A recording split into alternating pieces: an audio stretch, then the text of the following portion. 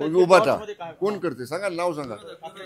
उभाटा ना, त्यांना काय काम आहे दुसरं. अहो काल ते पथक दाखल झालं, ते पथक दाखल झालं असतं आणि शासकीय विश्रामगृहावर नुसतं थांबलं असतं तर तुम्ही म्हणला असता एक दिवस वाया घालवला. ते आले येताना ऑन द वे त्यांना काही बघायचं होतं म्हणून त्यांनी पाहिलं असेल. याचा अर्थ 3 दिवस त्यांचा दौरा आहे, एका दिवसाचा दौरा नाही की आलं ना अंधारात टॉर्चमध्ये पाहणी केलं आणि पथक माघारी गेलं. 3 दिवस ते पूर्ण मराठवाड्यामध्ये पथक थांबणार आहे.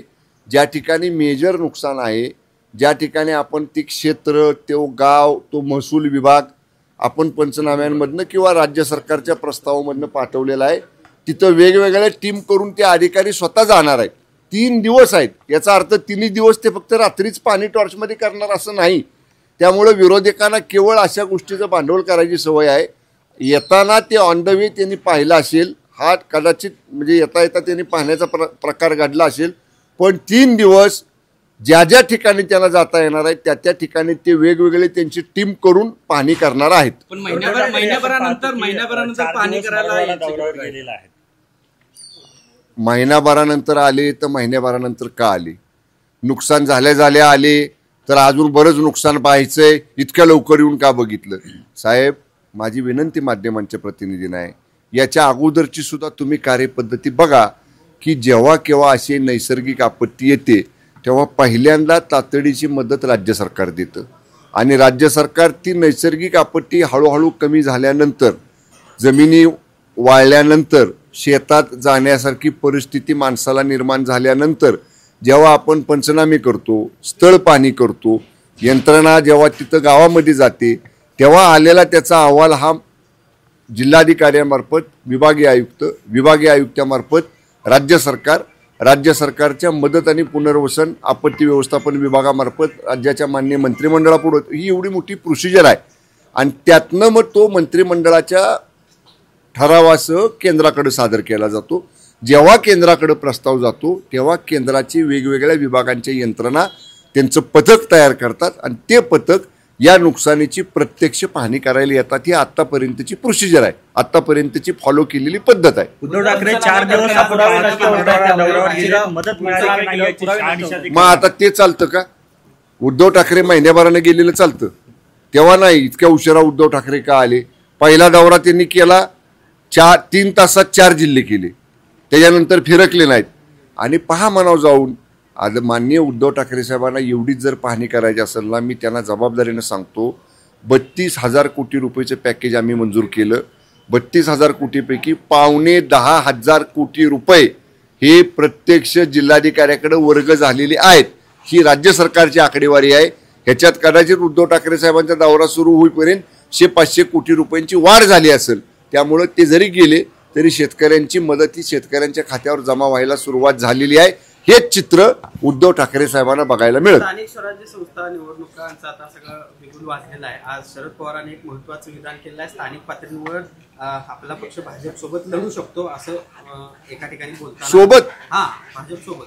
मी ऐकलं नाही पवार साहेबांचं वक्तव्य, कारण आम्ही आज सकाळी कोल्हापूरमध्ये मुंबईवरनं आम्ही आदरणीय एकनाथजी शिंदे साहेबांना आम्ही एकत्र आलो आणि माननीय पुढारीकार जाधव साहेबांच्या कार्यक्रमाला आम्ही गेलो आणि तिथून पक्षाच्या गटप्रमुखांचा मेळावा होता.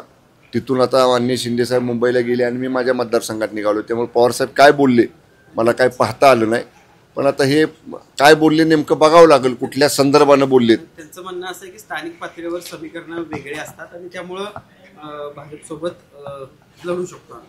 मला माहीत नाही, मी त्याच्यावरती मला बरोबर त्याचा हेच नाही, काय अंदाज देता येत नाही त्याचा अर्थ काय लावायचा, पण ते पाहावं लागेल कुठल्या संदर्भाने पवारसाहेब बोललेले आहेत, मग त्याच्यावर मी प्रतिक्रिया देतो. निवडणूक आयोगाने निर्णय दिलेला आहे, ज्या मतदारांची नावं 2 ठिकाणी आहेत अशांच्या ठिकाणी डबल स्टार जो आहे तो करण्यात येणार आहे. डबल स्टार चिन्हांकित करण्यात आलेल्यांचं एक संख्या जी आहे ती तपासण्यात येईल आणि त्यानुसार त्यांना एकाच ठिकाणी मतदान करता येईल असं निवडणूक आयोग. एक पुढचं पाऊल बघा, ह्याच्यामध्ये दुबार मतदार, तिबार मतदान, ज्या ठिकाणी तक्रारी येतात एका व्यक्तीचं नाव दुसऱ्या विधानसभा मतदारसंघात किंवा त्याच मतदारसंघातल्या दुसऱ्या गावात, त्यामुळं अशा ठिकाणी त्यांनी म्हणले काल काहीतरी ॲप तयार केले निवडणूक आयोगानं आणि त्या ॲपच्या माध्यमातून ते डबल स्टार त्या नावापुढे देणार आहेत आणि ती व्यक्ती मतदानाला गेल्यानंतर शासकीय अधिकारी, मतदान यंत्रणा प्रक्रियेतला शासकीय अधिकारी त्यांच्याकडनं फॉर्म भरून घेणार आहेत की तुम्ही दुबार मतदार तुमचं नाव इथं आहे आणि इतर ठिकाणी आहे, तुम्ही इथंच मतदान करणार आहात का नाही, आणि इथं करणार असेल तर दुसरीकडे केलेलं नाही किंवा करणार नाही असं लिखी द्या. एक काय म्हणतो त्याला आपण, एक पुढचं पाऊल ह्या दुबार तिबार मतदार नोंदणी संदर्भातल्या ज्या तक्रारी आल्या होत्या त्या संदर्भातलं निवडणूक आयोगानं उचललेलं आहे. एकीकडे मनसे आपण पाहतो की महाविकास आघाडीवर जाण्याची त्यांची इच्छा आहे, पण दुसरीकडे आपण पाहतोय की काँग्रेस मात्र मनसेला सोबत घ्यायचं नाही अशा प्रकारच्या भूमिकेत आहे. कसं पाहता तुम्ही? महाविकास आघाडीतला हा प्रश्न आहे, महायुतीतला नाही. त्यामुळे ते महाविकास आघाडीचे दिग्गज नेते कोणी असेल त्यांना तुम्ही विचारा. राहुल गांधींनी आज देखील एक पत्रकार परिषद घेतली आणि बाहेरच्या देशातील एक मॉडेल देशात येऊन मतदान करून गेली, 8 ठिकाणी तिनं मतदान केलं असा पद्धतीचा दावा पुरावा द्यावा त्यांनी निवडणूक आयोगाकडं. अगदीच राहुल गांधी साहेबांकडे जर काही तसे असतील संदर्भ पुरावे तर त्यांनी प्रायव्हेट कंप्लेंट दाखल करावी. त्यांच्याकडे जर काय असतील, आता राहुल गांधी साहेब देशाचे विरोधी पक्षनेते आहेत, त्यामुळे अशा जबाबदार व्यक्तीने एक तर केंद्रीय निवडणूक आयोगाकडं स्वतः तक्रार करावी.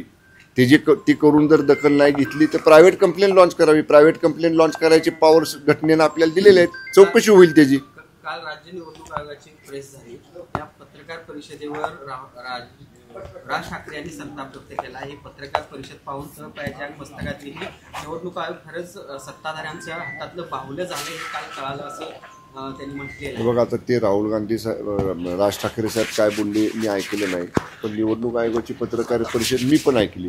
आत्तापर्यंत जशा व्हायच्या ह्याच्या अगोदरच्या अनेक निवडणुका आम्ही लढल्यात. म्हणजे 1986 सालापासून मी राजकारणात आहे. जिल्हा परिषद निवडणुका, विधानसभा निवडणुका, लोकसभा निवडणुका, स्थानिक स्वराज्य निवडणुका, जी एक पद्धत आहे प्रचलित निवडणूक आयोगाची, त्या प्रचलित पद्धतीमधली मला ती पत्रकार परिषद वाटली. त्याच्यात मला काही वेगळं वाटलं नाही. त्यांनी तारखा जाहीर केल्या, त्यांनी कुठल्या अर्ज भरण्याला मुदत सांगितली, किती विड्रॉलला मुदत सांगितली, प्रचाराची मुदत सांगितली, डेट ऑफ वोटिंग सांगितलं, डेट ऑफ रिझल्ट सांगितलं. ह्या सगळ्या हरकती असल्या तर किती दिवस जादा मिळणार, म्हणजे एक प्रचलित त्यांचा ढाचा आहे. त्या ढाच्यामधली ती पत्रकार परिषद ज्या पद्धतीने याच्या आधी घेत होते तशीच घेतली. मला त्यात काही फारसा फरक वाटला नाही. ओके, साहेब एक प्रश्न शेवटचा. तुम्ही सातारा जिल्ह्याचे पालकमंत्री आहे. डॉक्टर आत्महत्या प्रकरणी जे पोलीस अधिकारी होते त्यांची बडतर्फ किती आदेश आताच पोलीस विभागाने काढले नाही, त्यांना सस्पेंड केलं होतं ना, मधलेला ना, मग ते रिमूव्ह फ्रॉम सर्व्हिस केलं असेल त्याला. हे अगदी योग्य आहे. बघा, आपण सुरुवातीच्या काळामध्ये जेव्हा मदनेचं नाव, पोलीस अधिकारी मदनेचं नाव जो त्या ठाण्यामध्ये सर्व्हिसला होता, दुर्दैवी महिला डॉक्टरांनी जे हातावरती लिहिलेलं होतं ते निष्पन्न झाल्यावर आपण त्याला तात्काळ सस्पेंड केला होता. आणि दरम्यानच्या ह्या 15-8 दिवसातल्या कालावधीमध्ये जे काही चौकशा झाल्या असतील पोलिसांच्या, जो काही गोपनीय अहवाल डिपार्टमेंटल अंतर्गत म्हणजे जो एसपींकडनं डीजींच्याकडे गेला असेल त्याच्यामध्ये 100% हा दोषी आढळला असेल आणि म्हणूनच त्याला बडतर्फ केला असेल. ही पोलीस कामकाजाची एक पद्धती आहे. त्यामुळे त्याप्रमाणे त्याचा संदर्भ आढळून आला असेल म्हणून त्याला बडतर्फ केला असेल. पोलीस योग्य पद्धतीनं याचा नाही, आता तरी SIT करतंय ना. हे बघा, मी त्या जिल्ह्यातला आहे. आता पूर्णपणे सातपुते मॅडम ज्या पूर्वी पोलीस अधीक्षक साताऱ्याला होत्या, सिनियर IPS अधिकारी आहेत महिला, आणि त्यांचा दरारा म्हणजे त्यांचं कडक स्वभाव आणि कडक कामाची पद्धत सातारा जिल्ह्यानं पाहिलेली आहे. त्या SITच्या प्रमुख नेमलेल्या आहेत. त्यांची एक व्हिजिट झालेली आहे. त्यांनी सगळी या ठिकाणी त्या केसमधली सगळी इन्फॉर्मेशन कलेक्ट केलेली आहे. त्या स्वतः मॉनिटर करतायत.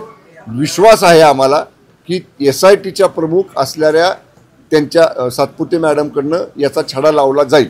ठीक आहे. मालमत्ता पुनर्वसन कंपनीला टाळी ठोकण्यात आलेला आहे, काय सांगाल त्याच्याबद्दल? आपण पाहतो एकनाथ शिंदेनी उभी केलेली होती. सांगितलं आता मी. राज्य हे बघा, आता कॉन्ट्रावर्सी आली. बघा, तुम्ही म्हणला की पवार साहेब म्हटले भाजपबरोबर जायचं, हे म्हणतायत की पवार साहेब म्हणले की पवार साहेबांचा पक्ष म्हणला की जायचं. त्यामुळं पवार साहेबांच्या बाबतीतलं वक्तव्य करताना दिग्गज नेते आहेत, पवार साहेब सिनियर आहेत. आमच्यासारख्या ज्युनियर नेत्यांनी किंवा ज्युनियर कार्यकर्त्यांनी त्याची पूर्ण माहिती घेतल्याशिवाय क्लिप पुढं मागं काय संदर्भ होतात बोलताना आणि पुढं काय संदर्भ आहे हे बघितल्याशिवाय बोलणं मला तरी योग्य वाटत नाही. म्हणून मला थोडा वेळ द्या, मी पूर्ण ती क्लिप बघतो आणि मग आपल्याशी बोलतो. ओके. राज्य मालमत्ता पुनर्वसन कंपनीला टाळ्या ठोकण्यात आलेला आहे. आपण पाहतो एकनाथ शिंदे असताना या ठिकाणी ती केलेली मुख्यमंत्री. नाही, हा वित्त विभागाचा विषय आहे आणि त्या संदर्भातला कालच कॅबिनेटमध्ये विषय आला होता, चर्चा झाली होती आणि त्याची आवश्यकता नाही. त्यामुळं विभागाचं कसं मत पडलं, मंत्रिमंडळामध्ये त्याच्यावर चर्चा झाली. निर्णय कोणाच्या काळात झाला कोणाच्या काळात नाही झाला याच्यापेक्षा जर त्या बाबतीतला निर्णय आता रद्द करणं उचित असेल तर त्याच्यावर मंत्रिमंडळानं साधक बाधक चर्चा करून तो निर्णय घेतलेला आहे. ओके, धन्यवाद.